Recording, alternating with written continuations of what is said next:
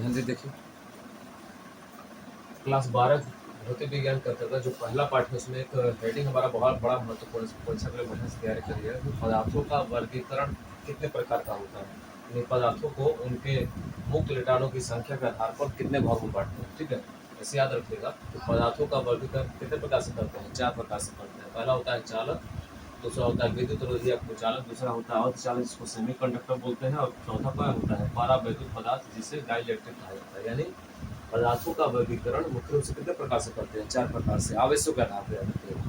अब चालक किसे कहते हैं, तो ऐसे पदार्थ जिसमें मुक्त इलेक्ट्रॉनों की संख्या क्या होती है, काफी ज्यादा होती है, पूरे के भरपूर एकदम ठुस भरे रहते हैं, एकदम मतलब बोरा से एकदम लाते से भर भर के मुक्त इलेक्ट्रॉन रहेंगे, उसे क्या कहेंगे, हम चालक कहेंगे। जैसे चांदी, तांबा, एल्यूमिनियम, लोहा इत्यादि सब क्या है, ये चालक पदार्थ है जिनमें आवेशों का प्रवाह सुगमता से कर सकते हैं, बहुत ज्यादा कर सकते हैं, या उनमें मुक्त इलेक्ट्रॉनों की संख्या क्या होती है, बहुत ही अधिक होती है। ठीक है, अब दूसरा पदार्थ होता है विद्युत रोधी अथवा कुचालक होता है। तो ऐसे पदार्थ जिसको इंसुलेटर भी कहते हैं इसमें, ऐसे पदार्थ जिसमें मुक्त इलेक्ट्रॉनों की संख्या क्या हो, बिल्कुल नगण्य हो, यानी आवेशों का प्रवाह नहीं कर सकते हैं लगभग, तो ऐसे पदार्थ क्या कहते हैं हम लोग, जो है विद्युत रोधी या कुचालक कहेंगे। जैसे चमड़ा, गंधक, प्लास्टिक, बेकलाइट आदि ये ऐसे पदार्थ हैं जिनमें आवेशों का प्रवाह नगण्य मात्रा से भी नहीं कर सकते। ठीक है, तीसरा पदार्थों का वर्गीकरण आता है अर्धचालक, जिनमें मुक्त इलेक्ट्रॉनों की संख्या क्या होती है, बहुत ही कम होती है, अन्य चालक की अपेक्षा उसे अर्धचालक कहते हैं। और चालकों में आवेशों का प्रवाह क्या होता है, थोड़ा थोड़ा होता है। जैसे मान लीजिए कि एनआईसीयू में कोई भर्ती हो, सांस चल रही है उसकी,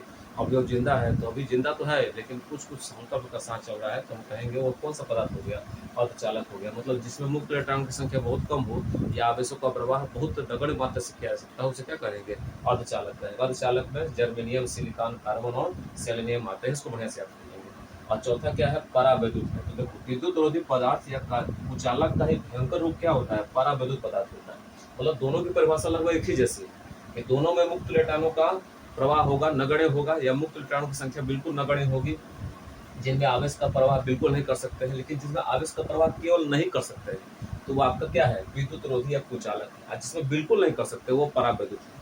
आप लोग अपने जीवन में कुछ व्यक्ति को देखे हो, कितना आग्रह कर लें किसी कार्य के ना तो ना, अगर एक बार उन्होंने ना कर दिया तो हाँ कभी कर ही नहीं सकते हैं। कुछ लोग होते हैं कि विद्युत रोधी कुचालक की तरह होते हैं, शुरुआत में तो टाइट व्यवस्था करेंगे, बाद में क्या करेंगे, अपनी व्यवस्था के अनुसार ढील दे देते हैं। तो जो आपकी बात थोड़ी देर में मान सकता है, जैसे मान लीजिए कि कुछ भगवान ऐसे हैं कि जो है जिनकी तपस्या आप बहुत जल्दी क्या बोलेंगे, तपस्या प्राप्त करके वरदान प्राप्त कर सकते, जैसे भोलेनाथ है।